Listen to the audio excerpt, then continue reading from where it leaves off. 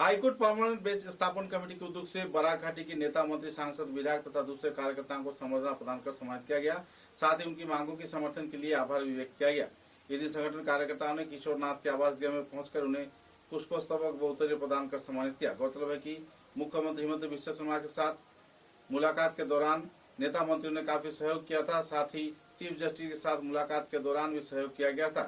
Chief justice ने इस संदर्भ में हरी सिग्नल तो दिया है, लेकिन जल्द से जल्द यह कार्य संपन्न नहीं होगा। काफी वक्त लेते हुए शिलचर में परमानेंट हाईकोर्ट के बेंच स्थापन किए जाने की उम्मीद देखी जा रही है। इस दिन के प्रतिनिधि दल में एडवोकेट धर्मानंद देव, समाजसेवी तथा संगठन के संपादक निखिल पाल, एडवोकेट तुहिना शर्मा, डॉक्टर विभास देव, एडवोकेट देवस्मिता चक्रवर्ती, एडवोकेट ज्योतिर्मय नाय, एडवोकेट आकांक्षा सिंह व दूसरे वरिष्ठ हस्तीगण भी मौजूद थे।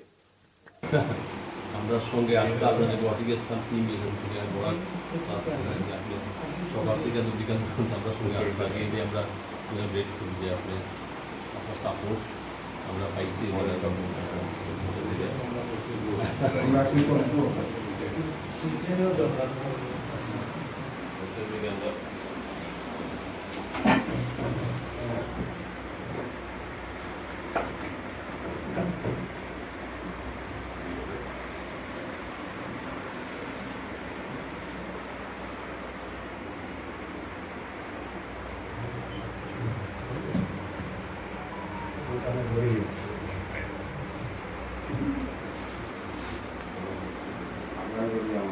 এদিকে দেখুন, একটা কথা হয়েছিল মোবাইল টোবাইল তো সব। আজকের এই আনন্দঘন দিনে কি বলতে চাইবেন? একটা বিরাট প্রচেষ্টা সফলতার মূল দোরগোড়ায় গিয়ে দাঁড়ানো।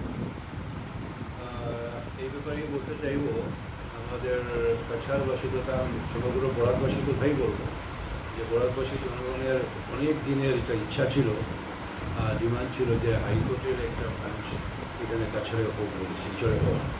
তো সেটা নিয়ে অনেক দিন ধরে সেটা নিয়ে কথাবার্তা চলছিল। যদিও আমি তখন সেখানে ছিলাম না, আমি শুনতে পেয়েছি যে চিফ জাস্টিসের সঙ্গে যখন দেখা হয়েছে তো ওনার সঙ্গে প্রায় ঘণ্টাখানিক কথাবার্তা হয়েছে।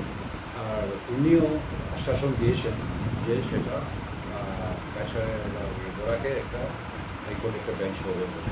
তো সেটা নিয়ে ইতিমধ্যে আমরা দেখতে পাচ্ছি জনগণের মধ্যে খুব একটা আনন্দের একটা বাতাবরণ আমরা দেখতে পাচ্ছি। আশা রাখছি খুব তাড়াতাড়ি এই হাইকোর্ট বেঞ্চটা আমাদের কাছাড়ে